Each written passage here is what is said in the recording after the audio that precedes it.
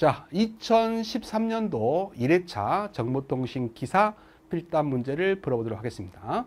자, 우리가 이제 2013년도부터는 2차 시험이 전면 필답으로 바뀌었죠. 그래서 2차 시험이 필답만으로 100점 만점으로 출제가 되고 있어요. 자, 그래서 이제 1번부터 문제를 풀어보도록 하겠습니다. 자, 1번은 전송 길이가 1000km다 이렇게 주어지고요. 신호의 전파 속도가 2 곱하기 10의 6승 메타/세크다 이렇게 주어졌어요. 그랬을 때 전파 지연 시간은 얼마냐 이렇게 물어봤습니다. 그래서 거리와 속도를 주고 시간을 구해라. 우리가 거리, 속도, 시간의 관계식이 있죠. 우리가 이제 중고등학교 때 많이 들어봤던 공식이 있을 거예요. S는 VT다라는 공식을 옛날 중고등학교 때 배우셨을 것 같아요. 우리가 S라는 것은 거리를 의미하고 V는 속도를 의미하죠.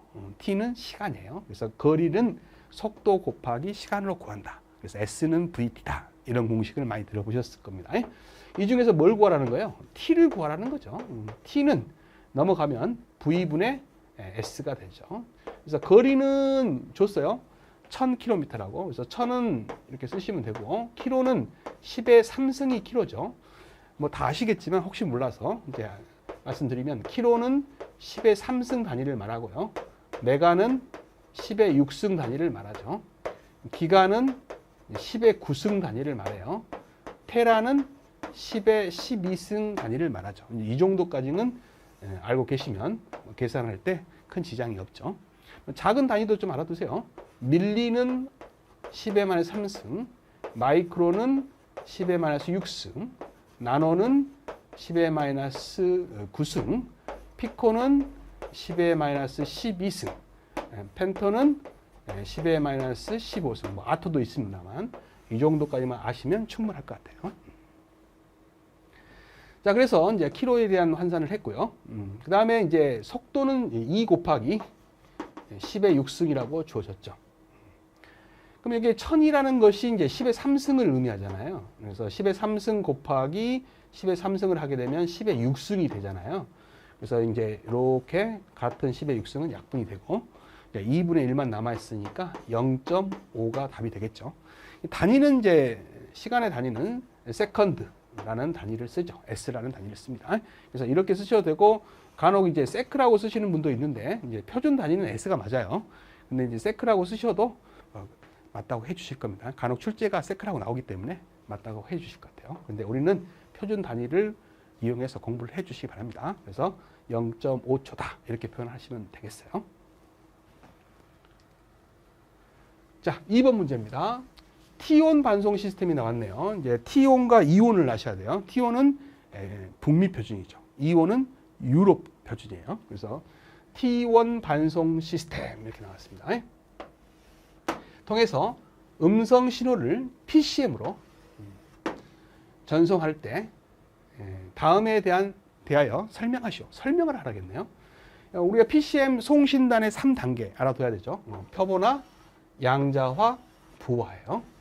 표본화는 제가 간단하게 이렇게 대표값을 뽑는 과정이라겠죠. 보내야 될 정보의 대표값을 뽑는 과정을 표본화. 그럼 표본화를 거치고 나면 이제 우리가 뭐가 됐어요? PAM파가 된다겠죠. 그래서 표본화된 PAM파를 0과 1에 해당되는 이산적 신호로 바꾸는 과정을 양자화다 이렇게 말하겠죠. 그러면 양자화된 이산적 신호를 0과 1에 해당되는 펄스열로 바꾸는 것이 뭐였어요? 부화였어요. 그다음에 이제 다중화는 이제 전송로에 보낼 때 나만 보내는 게 아니라 여러 신호를 동시다발적으로 고속 채널에 보내는 기술이 이제 다중화죠. 그래서 여러 저속 채널의 신호를 동시다발적으로 고속 채널에 보내는 기술을 다중화다 이렇게 말을 하는 겁니다. 그래서 이제 이런 내용을 이제 필담에 적을 때는 정확히 적으시는 게 좋죠. 그럴 때 제가 이제 교재다 보니까 모범 답과 또 외우실 때는 너무 길면 힘드니까 짧은 답을 같이 적어놨어요.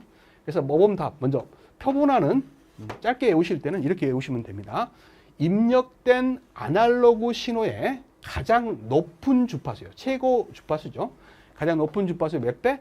2배 이상으로 대표값을 뽑는 과정이에요. 대표값을 뽑는 것을 영어로 샘플링 한다 그러죠. 그래서 2배 이상으로 샘플링하는 과정 이렇게 쓰시면 돼요. 이게 외우기 좋죠. 근데 이제 원래 이제 정확하게 이제 표본화를 정의하시려면 신호는 연속적이잖아요. 근데 이제 해석할 때는 일정 양씩 잘라서 해석을 한단 말이에요. 예, 그것을 대역 제한된 신호라고 표현을 하는 거예요. 그래서 대역 제한된 아날로그 입력 신호를 입력 신호의 최고 높은 주파수죠. FM이라고 하는 높은 주파수의 몇 배? 2배 이상이죠. 2배 이상의 주파수를 샘플링해서 PAM 신호를 얻는 과정을 정확하게 우리가 이제 표본화라고 하는 거예요. 근데 이렇게 외우면 너무 좋은데 외우기 힘들죠. 그래서 여러분들은 이렇게 외우기 힘든 거는 그냥 공부 차원에서 한번 읽어보시고 짧게 이렇게 외우시는 게 좋을 것 같아요. 입력된 아날로그 신호의 가장 높은 주파수의 2배 이상으로 샘플링하는 과정을 우리가 표본화를 한다. 뭐 그것도 어려우시면 입력된 아날로그 신호의 대표값을 뽑는 과정이다. 뭐 이렇게 쓰셔도 어느 정도는 맞닥해 주시겠죠.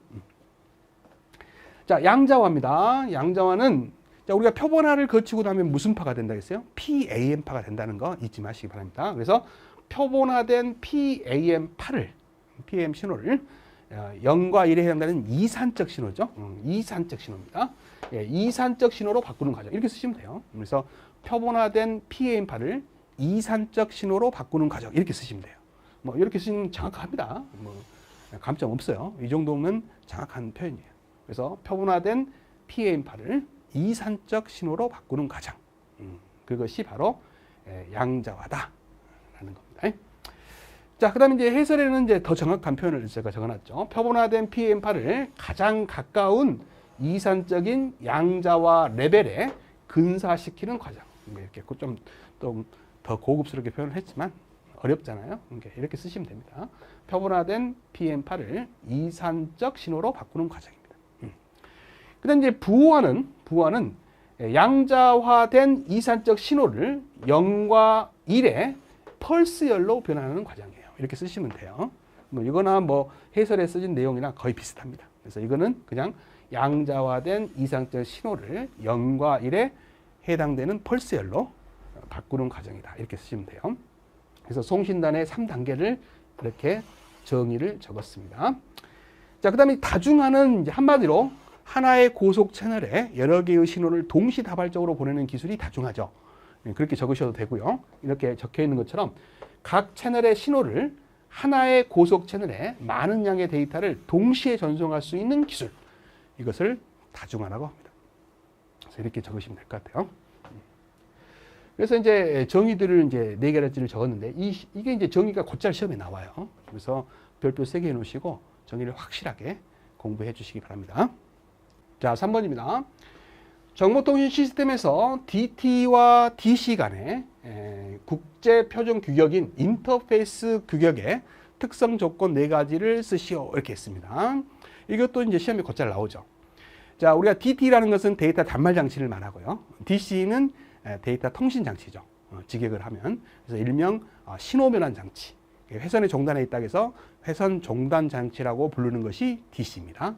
그래서 DT와 DC 간의 접속 규격, 즉 인터페이스 규격 조건을 물어본 거예요. 그래서 외우실 때는 정기적, 기계적, 기능적, 절차적 조건이다. 이렇게 외우시면 돼요.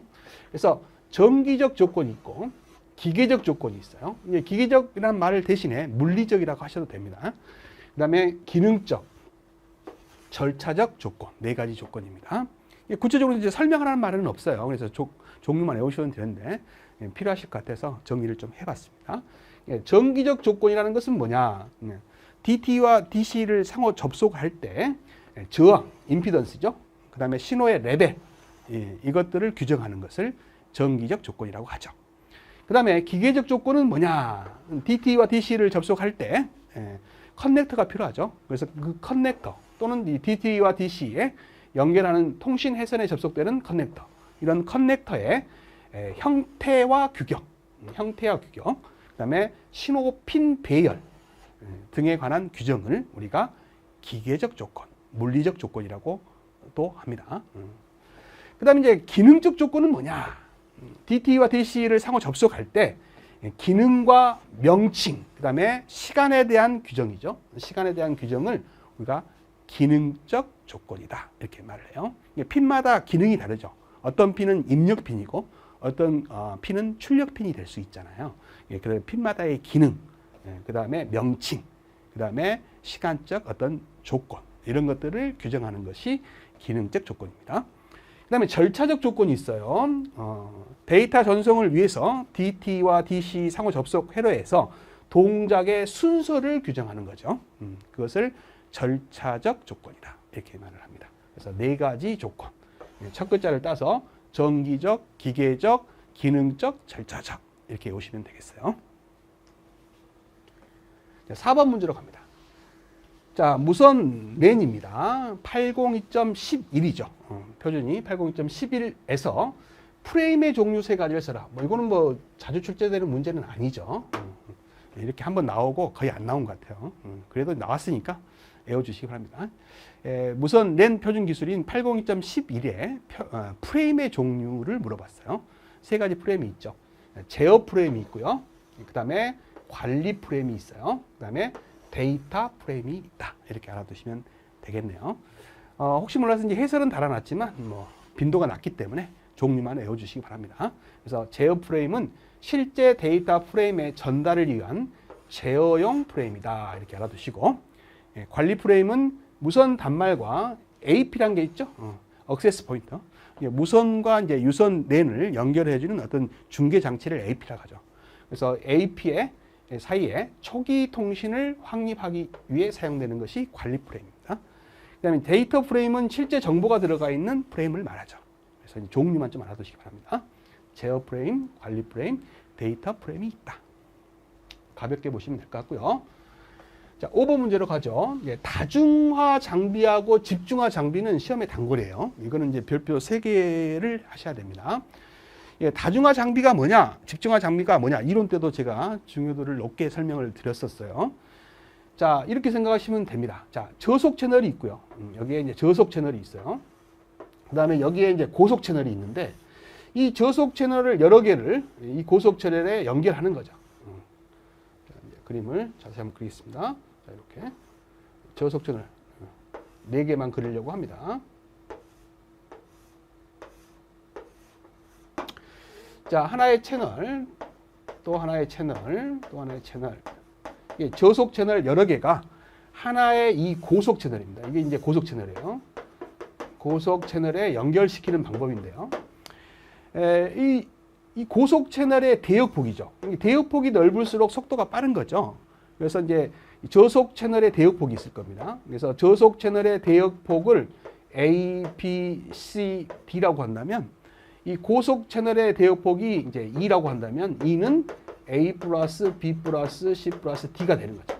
그래서 고속 채널의 대역폭과 저속 채널의 대역폭이 같아요. 한마디로 저속 채널의 각각의 속도의 합과 고속 채널의 속도의 합이 같은 거죠.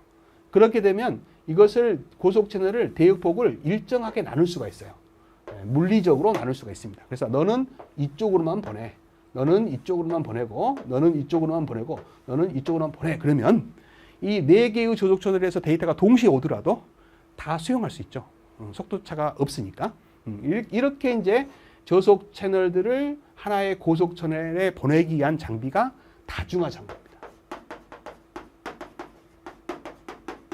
다중화 장비는 저속 채널의 대역폭의 합과 고속 채널의 대역폭의 합이 같죠. 그래서 채널을 물리적으로 대역폭을 나눌 수가 있어요. 그래서 애들이 이제 일부만 데이터를 보낼 수도 있고 동시에 데이터가 올 수도 있잖아요. 그러더라도 속도 차가 없기 때문에 전송이 가능하죠. 그래서 속도 변환이 필요 없어요.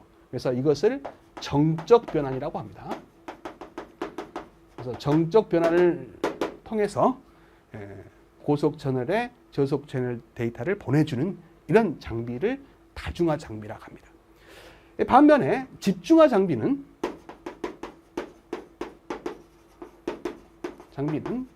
자, 이 고속 채널의 대역폭보다 이 저속 채널의 대역폭의 합이 크거나 같습니다. 물론 같으면 이제 다중화 장비하고 똑같은 경우가 되는 거지만 크거나 같다라는 거죠. 저속 채널이 다 속도를 동시에 보내버리면 고속 채널이 수용을 못하는 거죠. 그래서 동시에 보낼 때는 속도 변환을 해줘야 돼요. 그래서 이 대역폭을 물리적으로 나눌 수가 없어요. 그래서 얘는 논리적으로 나눕니다. 그래서 얘는 논리적으로 대역폭을 나눈다는 거죠. 그래서 동시에 접속이 됐을 때는 속도 변환을 해줘야 돼요. 즉 지능적으로 속도 변환을 해준다 그래서 이것을 동적 변환이라고 한다. 속도 변환을 해줘야 되니까 지능적으로 해줘야 되니까 마이크로 프로세서가 필요하죠. 그래서 이것을 프로세서 제어라고 해요. 그래서 프로세서 제어가 필요합니다. 그래서 이제 장비가 좀 더 복잡한 게 집중화 장비가 되는 거예요. 그래서 저속 채널의 합이 고속 채널의 속도에 보다 크거나 같은 때 접속해주는 장비가 집중화 장비다. 그래서 프로세서 제어가 필요한 겁니다. 근데 이제 다중화 장비는 속도차가 없기 때문에 물리적으로 나눌 수 있기 때문에 속도 변환이 필요 없죠. 그래서 논리적인 제어만 필요한 거예요. 그러나 집중화 장비는 속도차가 생기기 때문에 프로세서 제어가 필요하다. 그래서 집중화 장비가 좀 더 비싸다. 이렇게 하시면 되겠습니다. 자, 설명은 일단 드렸어요. 그러면 이 문제는 뭐냐면 다중화 장비하고 이제 집중화 장비에 대해서 설명을 간단히 하고 차이점을 물어봤잖아요. 그러면 이렇게 하시면 돼요. 다중화 장비는 다수의 저속 채널을 하나의 고속 채널에 묶어서 전송하는 장비다. 이렇게 쓰시면 되고요. 집중화 장비는 다수의 저속 채널을 하나를 이용할 수도 있고 이 고속 채널이 두 개일 수도 있어요. 그래서 소수의 회선으로 묶어서 전송하는 장비다. 이렇게 표현하시면 됩니다. 그래서 다중화 장비는 고속 채널이 하나지만 집중화 장비는 하나일 수도 있고 두 개일 수도 있는 거예요. 그래서 하나 또는 소수의 회선으로 묶어서 전송하는 장비다. 이렇게 쓰시고요. 그러면 어떻게 보면 이제 비슷한 특징을 갖고 있잖아요. 근데 차이점을 쓰라겠죠. 차이점을 적어라 그랬어요. 그래서 큰 차이점은 대역폭으로 표현하셔도 되고 이제 속도로 표현하셔도 됩니다. 저는 대역폭으로 표현했어요. 입력측이라는 것은 이제 소수 채널을 말하는 겁니다. 그래서 입력 채널, 저속 채널을 말하는 거예요. 그래서 저속 채널의 대역폭의 합과 출력 측이라는 것은 고속 채널을 말하는 거예요. 그래서 출력 측의 고속 채널의 전체 대역폭이 같은 방식이 다중하고요. 그런 입력 측 저속 채널의 대역폭의 합하고 출력 측 고속 채널의 대역폭보다 이 합이 크거나 같은 것이 이제 집중화 장비의 특징이죠. 그래서 그 두 개의 차이점이 요거예요. 그래서 다른 건 안 적더라도 요거는 꼭 적으셔야 됩니다. 그래서 요게 가장 큰 차이점이에요. 그래서 이제 다중화 장비는 물리적으로 대역폭을 나눌 수 있기 때문에 뭐 기억 장치라든지 버퍼가 필요 없습니다. 그래서 단가가 싸다라는 거죠. 그다음에 지연 시간 발생이 거의 없어요. 그래서 우리가 정적 변환이 가능한 거죠. 근데 이제 집중화 장비는 기억 장치가 필요합니다. 왜냐하면 보내는 데이터가 더 많기 때문에 고속 채널이 다 수행을 못 하잖아요. 그럼 어딘가에 보관을 데이터를 임시적으로 하다가 데이터를 보내야 되니까 버퍼와 같은 어떤 저장 장치, 기억 장치가 필요한 거죠. 그래서 기억 장치 또는 이제 버퍼가 필요하고 그다음에 프로세스 제어가 돼야 되니까 가격이 좀 비쌉니다. 그다음에 지연 시간이 발생한다라는 거죠. 이런 것들이 차이점이에요. 그래서 차이점을 이제 한두 가지 쓰라고 했으니까 요 첫 번째 요 문장만 쓰셔도 충분하고요. 꼭 두 가지 이상 쓰라고 안 했으니까. 그다음에 이제 요 밑에 있는 거는 써도 되고 안 써도 되는 그런 답이 되겠습니다. 그래서 설명하고 차이점만 적으라고 했으니까 몇 개를 쓰라고 하지 않았잖아요. 그래서 정의를 쓰시고 첫 번째 조건만 차이점을 써주시면 충분한 답이 된다. 이렇게 생각됩니다. 자, 이 밑에 이제 표를 하나 그려놨어요. 이 표를 별표하시고 정확하게 외워주시기 바랍니다. 이것도 이미 출제가 됐던 문제예요. 이제 가로치기에 중간중간을 비워놓고 채워라 하는 문제였죠. 다중화기하고 집중화기를 비교하는 겁니다. 제어기는 집중화기는 프로세스 제어를 해야 된다 그랬죠. 다중화기는 논리적인 제어를 하면 되는 거예요. 그 다음에 이제 부수적인 채널 할당 방법이 얘는 속도차가 없잖아요. 그래서 정적 할당 방식이고요. 얘는 속도차가 있잖아요. 그래서 동적 할당 방식이다. 그래서 요 두 번째 내용이 굉장히 중요하죠. 그 다음에 이제 고속 채널 측하고 이제 저속 채널 측의 속도의 합이 같은 것이 뭐예요? 다중화 장비고, 얘는 저속 채널의 이제 속도가 고속 채널보다는 크거나 같죠. 다르다는 것이죠. 그래서 크거나 같은 것이 집중화 장비의 특징이죠. 그다음에 다중화는 이제 속도차가 없기 때문에 물리적으로 연결할 수 있고요. 얘는 속도차가 있기 때문에 물리적으로 연결을 못하죠. 그래서 논리적으로 연결을 한다는 거예요. 그래서 이 표를 별표하시고 정확하게 외워주시면 돼요. 외울 때 이해가 되면 뭐 외울 수 있는 거죠. 이해가 안 되고는 이제 외우기가 좀 힘들죠. 그래서 다중화 장비하고 집중화 장비는 확실하게 공부를 하시고 넘어가시기 바랍니다. 자, 6번 문제로 가죠. 이제 IP 버전 6이 나왔어요. 그래서 IP 버전 6의 특징, 즉 장점을 적으시오 그랬어요. 그러면 이렇게 물어보는 문제는 이제 IP 버전 4하고 비교하라 이런 뜻이죠. 자, 우리가 IP 버전 4는 우리가 이제 32비트용이죠. 주소 체계가. 근데 이제 IP 버전 6은 주소가 부족하는 관계로 128비트를 할당하죠. 그래서 IP 버전 6은 IP 주소가 몇 비트다? 128비트라는 거 아셔야 돼요. 그래서 32비트용인 IP 버전 4보다는 주소 체계가 굉장히 다양하게 만들 수 있는 거죠. 그래서 확장된 주소 공간을 갖고 있다라는 것이 가장 큰 특징이에요. 그래서 전 지구인들이 한 개의 IP를 가져도 남을 정도로 여유 있는 IP가 되는 겁니다. 그래서 확장된 주소 체계, 128비트의 확장된 주소 체계를 갖고 있다. 이게 제일 중요한 특징 중에 하나죠. 그 다음에 이제 헤더가, 우리가 이제 IP 버전 4는 헤더가 20바이트에서 40바이트 유동 헤더의 길이를 갖고 있어요. 그러니까 IP가 이제 여유가 없다 보니까 우리가 이제 헤더가 많이 필요하지 않을 때는 적게 할당을 하고 헤더가 많이 필요할 때는 좀 많이 할당하는 방식을 썼단 말이죠. 그러다 보니까 헤더를 결정하는데 속도가 느리죠. 그래서 IP 버전 6에서는 주소 체계가 되게 여유가 있으니까 고정 헤더 방식을 씁니다. 그래서 가장 긴 길이인 40바이트로 할당을 해버려요. 이게 고정으로 할당하니까 헤더를 결정하는 시간이 짧죠. 그래서 속도가 빨리 처리가 되는 것이 IP 버전 6이다라는 겁니다. 그래서 헤더 구조가 간단해졌다, 단순해졌다. 고정 헤더 방식을 쓴다. 가장 긴 길이인 40바이트를 할당했다는 것이 또 하나의 큰 특징입니다. 그래서 헤더 구조가 단순하다는 내용에는 뭐가 들어있는 거예요? 처리 속도가 빨라졌다라는 내용이 들어있는 거예요. 그 다음에 이제 QoS라고 하죠. 서비스 품질이라는 뜻이에요. 그래서 향상된 서비스 품질을 지원한다. 서비스 품질 기능이 향상됐다. 이렇게 표현하시면 돼요. 그래서 서비스 품질 기능이 좋아졌다. 그래서 이 세 가지는 꼭 쓰셔야 되고요. 마지막으로 이제 보안 기능이 향상됐다. 여기 네 가지죠. 네 가지는 꼭 쓰시기 바랍니다. 이제 IP 버전 4는 자체 보안 기능이 없어요. IP에. 그래서 이제 보안 기능을 우리가 따로 만들어야 되는데 IP 버전 6에는 내부에 보안 기능이 들어가 있습니다. 그래서 자체 보안 기능이 있다라는 것이 이제 중요한 특징이죠. 그래서 이 네 가지는 필히 이제 쓰셔야 돼요. 몇 가지를 써라 내용은 없지만 이 네 가지는 꼭 외우셔야 되고요. 덤으로 이제 IP가 이제 여유가 있다 보니까 이제 움직이면서 이제 통신을 할 수 있는 거죠. 우리가 이제 이동체가 움직여 버리면 그때그때마다 IP를 바꿔줘야 되잖아요. IP 여유가 없으면 그렇게 쓸 수가 없죠. 근데 이제 IP 버전 6은 IP가 여유가 있기 때문에 가능하다라는 거예요. 그래서 모바일 IP, 이동성을 확보할 수 있다는 거죠. 자, 그 다음에 이제 자동 주소 설정이 가능하다는 것도 큰 특징이고, 플러그 앤 플레이 기능도 있다는 것도 또 있어요. 이제 더 있는데, 뭐 6가지 정도만 외우면 충분하실 것 같습니다. 그래서 IP 버전의 특징 몇 가지를 적으란 말이 없었기 때문에 최소한 이 네 가지는 확실하게 순서대로 쓰시기 바라고요. 나머지는 더 쓰라 그러면 쓰시면 되는 거죠. 그래서 한 6가지 정도 적어놨습니다, 제가.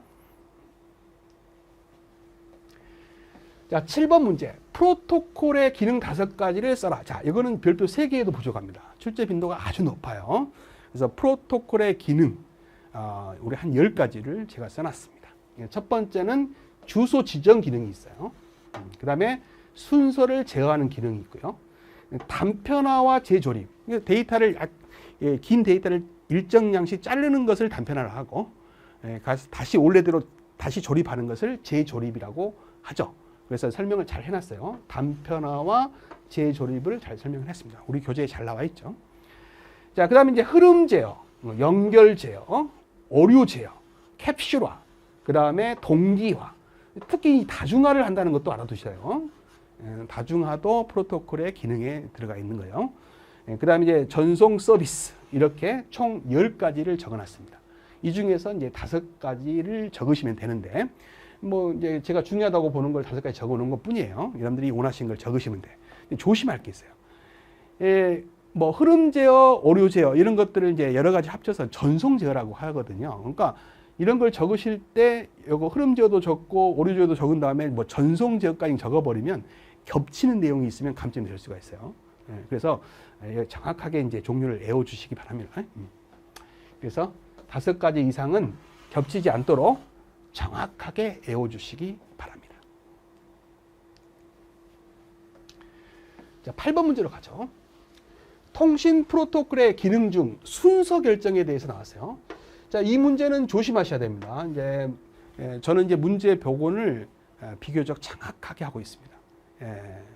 그래서 출제가 순서 결정의 정의를 물어봤는지 순서 결정의 의미를 물어봤는지에 따라서 답이 달라요. 그래서 제가 밑에 써놨는데 순서 결정의 정의라는 것은 프로토콜 데이터의 단위가 전송될 때 보내지는 순서를 명시하는 기능을 우리가 순서 결정이다 이렇게 정의를 하는 거예요. 근데 이제 순서 결정을 왜 하냐 이렇게 의미를 물어봤다고 한다면 순서 지정의 이유는요. 순서에 맞게 데이터가 전달되는지 그 다음에 흐름 제어, 오류 제어를 통해서 정확하게 전달될 수 있도록 이렇게 해주는 것이 바로 순서 결정의 의미예요. 그래서 이제 이걸 써주시면 되는데 제가 모범 답에다가 전송하는 데이터들의 송수신 순서가 틀리지 않도록 즉 어긋나지 않도록 흐름 제어와 오류 정정을 용이하게 하는 기능이다. 이렇게 정확히 써놨습니다. 이게 모범 답이다. 이렇게 생각하시면 돼요. 그러니까 시험장에 갔을 때 순서 결정의 정의를 물어봤는지 그에 대한 의미를 물어봤는지 정확히 보시고 답을 하셔라 라는 겁니다. 이 문제는 의미를 물어봤어요. 그래서 이게 답이 됩니다. 자, 9번 문제로 갑니다. 정보통신공사 시 착수 단계입니다. 착수 단계에서 검토해야 될 설계도서 4가지입니다. 요거는 시험에 아주 잘 나오죠. 그래서 설계도서 4가지는 정확하게 외우시기 바랍니다. 첫 번째가 설계 설명서예요. 두 번째가 이제 기술 계산서인데 세 번째가 이제 설계 도면이고 네 번째가 공사비 명세서 이렇게 쓰시면 답이에요. 근데 여기 나와 있는 이 설계 설명서가요. 옛날에는 시방서라고 했어요. 근데 요즘은 이 시방서란 용어가 사라졌다겠죠. 수정이 됐어요. 시방서란 용어는 이제 안 씁니다. 요즘 이제 국제라겠다. 국회에서 청문회가 이루어지고 있는데 그 청문회 과정에서도 전문가들이 나와서 뭐 시방서다 그렇게 이야기를 하시더라고요. 옛날에 많이 썼다 보니까 습관적으로 나오는 거지만 이제는 시방서란 용어는 사라졌습니다. 사라지고 설계 설명서로 바뀌었어요. 통일됐습니다. 그래서 시방서란 용어는 이제 사라졌어요. 그래서 설계 설명서로 쓰시기 바랍니다. 그 다음에 기술 계산서, 그 다음에 설계 도면, 공사비 명세서가 검토해야 될 설계도서 4가지에 해당됩니다. 자, 10번 문제로 가죠. 자, 정보통신 감리에 대한 정의에서 가로치기에 들어갈 내용을 써라 그랬어요. 자, 정보통신 감리란 공사에 대해서 자, 발주자입니다. 발주자의 위탁을 받은 용역업자예요. 용역업자가 설계도서입니다. 설계도서 및 관련 규정이에요. 관련 규정입니다. 그래서 관련 규정의 내용대로 시공되는지를 여기가 감리라고 쓰시면 안 돼요. 감리의 정의잖아요. 감리라고 하면 감독입니다. 시공되는지를 감독하고 그 다음에 관리 기능 3가지를 외우셔야 돼요. 품질 관리예요. 그 다음에 이제 시공 관리입니다. 그 다음이 안전 관리죠. 그래서 이 3가지를 또 가로치기로 많이 내요. 그래서 품질 관리, 시공 관리, 안전 관리에 대한 지도 등에 관한 발주자의 권한을 대행하는 것을 우리가 뭐라 한다? 감리라고 합니다. 그래서 감리의 이 정의는 이 전체를 확실하게 외우시기 바랍니다. 시험 빈도가 가장 높은 문제 중에 하나예요. 그리고 감리의 정의를 적으라도 이미 출제가 됐습니다. 그래서 아예 이런 걸 따로따로 공부하지 마시고 이 감리의 정의는 시간 두고 100% 나온다 생각하시고 완벽하게 외워주시기 바랍니다. 자, 11번으로 갑니다. 정보통신공사 설계의 3단계예요. 자, 이게 옛날에는 계기시락에서 계획 설계, 그 다음에 기본 설계, 실시 설계 이렇게 이제 답을 한 적이 있었어요. 저희 교재도 이제 과거에는 이걸 답을 했는데 요즘 이제 법규책에 계획 설계라는 용어가 사라졌습니다. 그래서 계획 설계가 아니라 이제 기본 계획으로 용어가 바뀌어야 돼요. 그래서 기본 계획이 먼저 나오고요. 그 다음에 기본 설계, 그 다음에 실시 설계 이렇게 3단계로 공부를 해주시기 바랍니다. 계획 설계라고 하면 안 된다 그랬어요. 이제 기본 계획으로 바뀌었다. 그래서 이제 과거에 있는 교재가 틀린 게 아니라 이제 바뀐 거예요. 그래서 계획 설계라는 용어를 빼고 이제 뭐라 기본 계획으로 바꾸시기 바랍니다. 그래서 제가 봤을 때는 이제 바뀌는 과정에 있기 때문에 계획 설계라 해도 맞다고 해주시는 경우가 있을 것 같아요. 근데 확실하지는 않습니다. 그래서 아예 빌미를 남기지 마시고 이제는 계획 설계라고 쓰지 마시고 기본 계획이라고 바꿔주시기 바랍니다. 저 건축 쪽에 가면 아직도 계획 설계라는 용어를 쓰더라고요. 네, 그거 쓰지 마시고 기본 계획, 기본 설계, 실시 설계로 바꿔서 공부를 해주시기 바랍니다. 자, 12번 문제. 자, 아래 도면을 보고 테스트 포인트점이죠. TP2에 무슨 파형이 뜨는지 보기에서 고르시오라는 이제 이런 문제가 나왔는데 답은 이제 TDM이에요. 근데 이제 과거에는 제가 이걸 자세하게 설명을 했어요. 근데 이제는 버립니다. 왜? 지금 한 10여 년 동안 안 나오고 있어요. 이거는 이제 원래 12년도까지 작업형이 있었잖아요. 그래서 작업형에서 나왔던 회로예요. 그래서 이제 작업에서 나왔던 증명된 회로기 때문에 필답형으로 바뀐 다음에 이게 회로가 나와요. 그래서 한 13년도, 14년도, 한 15년도까지는 나올 수 있어요. 근데 그 이후에 출제가 안 됐습니다. 그래서 이제 앞으로는 사라진 문제다. 나오지 않을 것이다.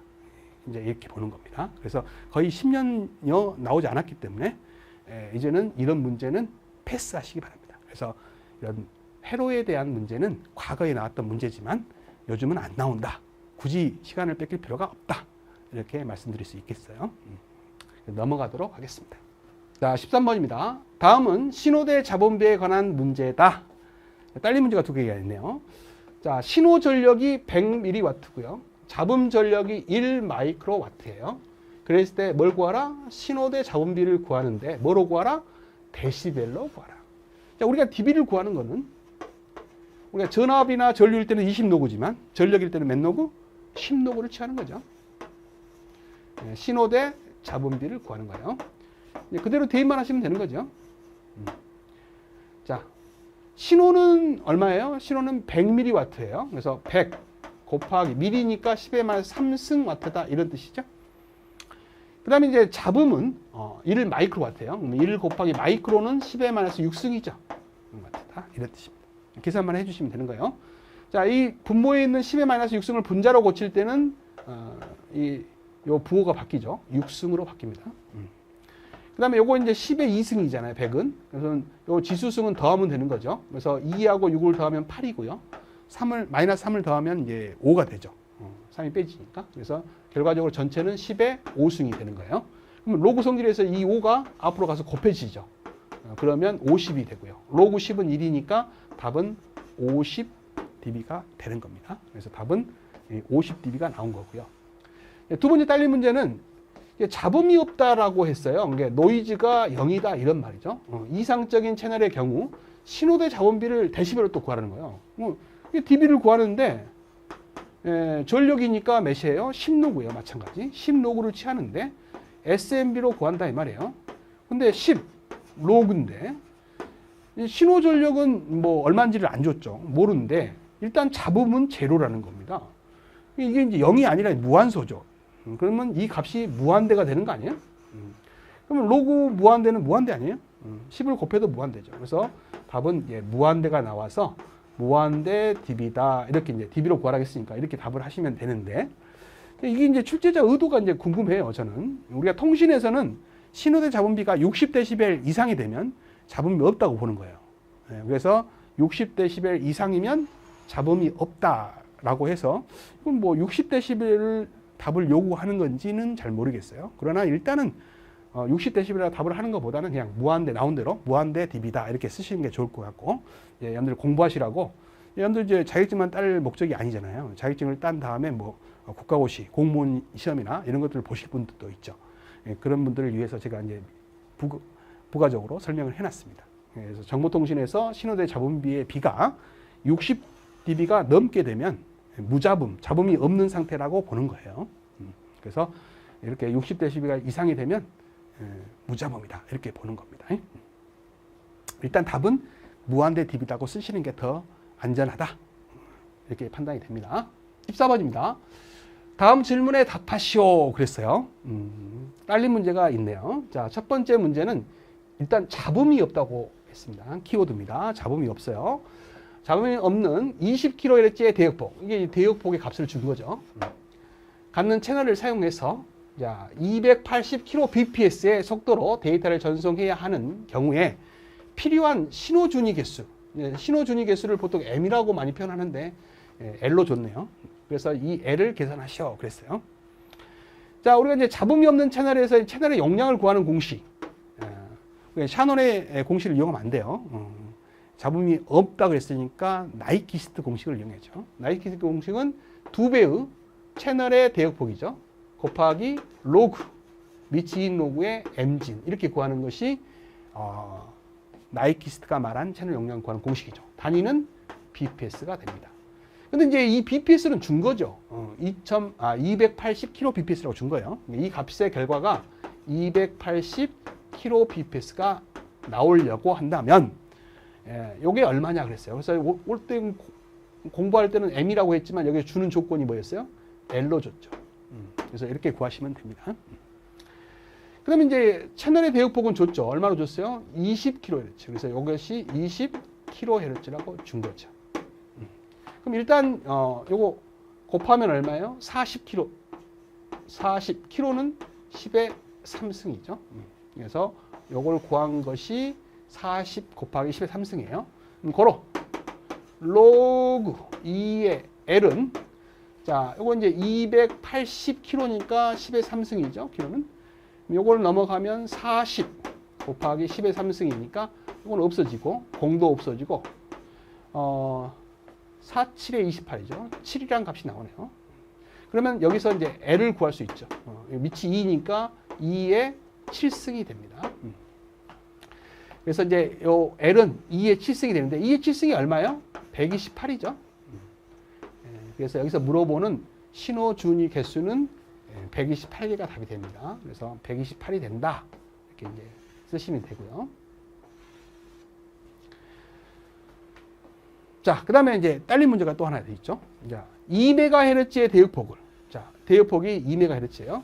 갖는 채널이 있다. 이 채널에 신호대 잡음비가 63이라고 했을 때 채널 용량을 이렇게 이제 신호대 잡음비가 주어질 때는 잡음이 있다고 생각하는 거죠. 그러면 샤논의 공식을 이용해야 돼요. 그래서 이때는 이제 샤논의 공식을 이용해야 되니까 샤논은 채널 용량 구하는 공식 C는 자, 채널의 대역폭에다가 그다음에 밑이 2인 로그죠. 로그 1 플러스 신호대 잡음비 SNB 이렇게 구하죠.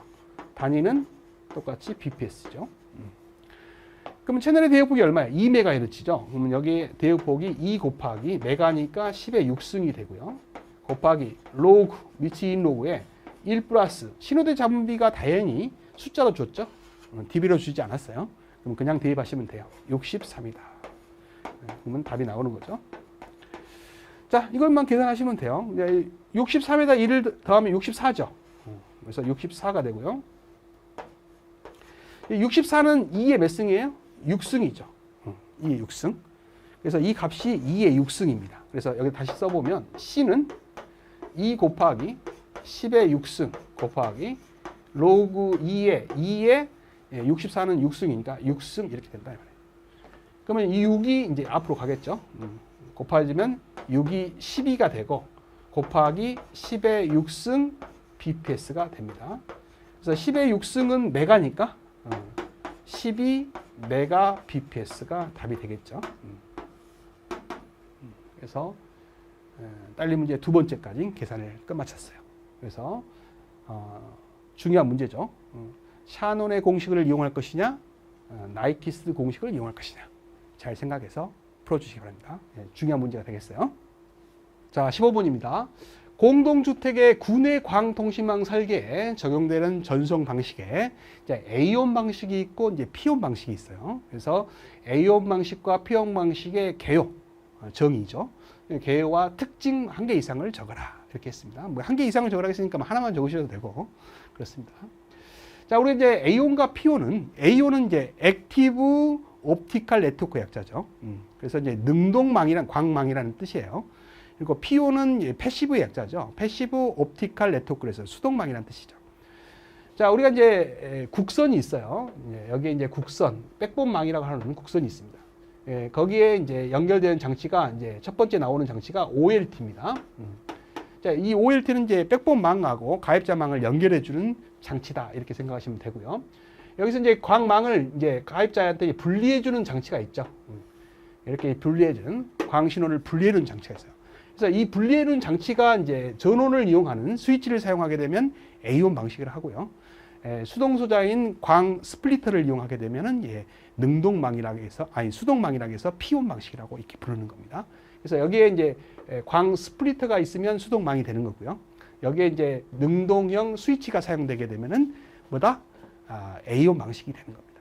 그래서 이제 가입자 근처, 가입자가 집중되어 있는, 인구가 집중되어 있는 곳까지 광 케이블이 가고, 기존에 썼던 케이블을 이용해서 백내까지 유지가 되면 이걸 FTTC라고 하죠. 제한적으로 들어온 방식이죠. 그럼 여기 있는 장치가 이제 뭐가 되냐면 ONU가 되는 거죠.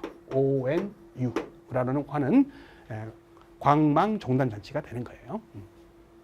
그래서 이제 OLT는 백본망과 가입자선을 연결해주는 일명 광선로 종단 장치라고 하는 것이 OLT고요. 여기에 이제 광을 이제 분리해주는 광 스플리터가 사용되면 P온 방식. 그다음에 능동형 스위치 소자가 사용되면은 A온 방식 이렇게 말한다고 했어요. 그래서 이제 가입자 밀집 지역까지 광 케이블이 가면 FTTC 방식이라고 하죠. 거기에 이제 기존에 썼던 케이블과 광 케이블 사이에 연결되어 있는 장치가 ONU입니다. 근데 이제 이 광선로가 가정 내까지 들어가는 방식이 있죠. FTT 홈까지 들어가는 방식이 있죠. 피버 투 더 홈. 그래서 댁내까지 들어가는 장치가 있어요. 그래서 여기에 쓰이는 장치는 ONT라고 하죠. ONT. 일명 이제 광 모뎀이라고 하는 거예요. 바로 여기에 이제 PC를 연결할 수 있고 어떤 단말기들을 바로 연결해서 쓸 수 있는 일명 광 모뎀이라고 하는 ONT가 들어가는 겁니다. 그래서 이제 이렇게 군데군데 ONU가 있고 이렇게 쓰이는 거죠.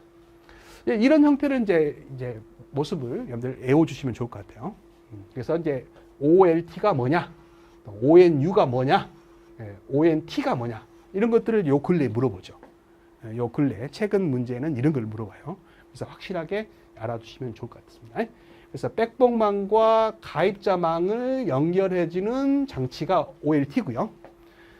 그 다음에 이제 여기서 이제 광을 분리해주는 장치를 수동 소자를 쓰냐, 능동 소자를 쓰냐에 따라서 능동 스위치를 사용하게 되면 전원을 이용한 스위치를 사용하게 되면 A온 방식, 수동 소자, 전원을 사용하지 않는 수동 소장인 광 스플리터를 이용하게 되면은 P온 방식 이렇게 말을 합니다. 그래서 이제 광 케이블이 인구 밀집 지역까지 가는 방식을 FTTC라고 하죠. 그래서 여기에 이제 기존 케이블과 연결해주는 장치가 ONU고요. 이게 이제 가정 내까지 광 케이블이 갔을 때 단말기와 직접 PC하고 직접 연결해 줄 수 있는 일명 광 모뎀이라고 부르는 장치가 ONT다라는 거예요. 그래서 이런 형태의 그림을 외워주시면 좋을 것 같아요. 그래서 이제 정확하게 이제 써보죠. A온은 뭐냐 그러면 가입자 구간에 능동형 장비를 설치해서 즉 전원을 사용하는 스위치를 사용해서 댁내 광 케이블 서비스를 제공하는 개념이 이제 A온이고요. P온은 뭐냐라고 한다면 가입자 구간에 광 스플리터 같은 수동 소자죠. 광 스플리터를 이용해서 수동 분기하여 광 케이블 서비스를 행하는 개념을 우리가 P온이다. 이렇게 부릅니다. 그래서 이제 특징은 A온은 OLT와 ONU 사이에 전원 스위치를 사용하는 거고요. 그 다음에 P온은 OLT와 ONU 사이에 수동 스플리트를 이용하는 개념이죠. 그래서 요 두 가지만 이렇게 써주시면 특징 한 개 이상을 쓴 거죠. 예, 특징으로는 이제 A호는 사용자가 대규모인 아파트 같은 그런 곳에서 이제 쓰는 방식이고요. 예, P호는 사용자가 이제 분산되어 있는 지역인 다세대 주택 같은 것에 이제 쓰는 방식이다 이런 말이에요. 그래서 이제 A호 같은 것은 능동소자를 쓰기 때문에 유지 보수 비용이 좀 비싸죠. 그래서 이제 설치 투자 비용이 비싸죠. 기능은 더 좋겠죠. 그 다음에 이제 P호는 유지 보수비가 싸죠. 설치 투자비가 비교적 저렴하다. 기능은 A호이 더 좋겠다라는 거죠. 이런 차이점이 있어요. 그래서 중요한 것은 이거죠. 능동 소자를 사용해서 광을 분리하느냐, 수동 소자를 사용해서 광을 분리하느냐 이런 차이 때문에 A온이냐 P온이냐 구분을 하는 겁니다. 그래서 이제 여기서 사용되는 이제 OLT가 뭐냐, ONU가 뭐냐, 그 다음에 여기 나와 있는 ONT까지, 일명 광 모뎀이라고 불리는 ONT까지 정확하게 알아두시기 바랍니다. 자, 이렇게 해서 15문제가 출제가 됐어요. 고생 많으셨습니다.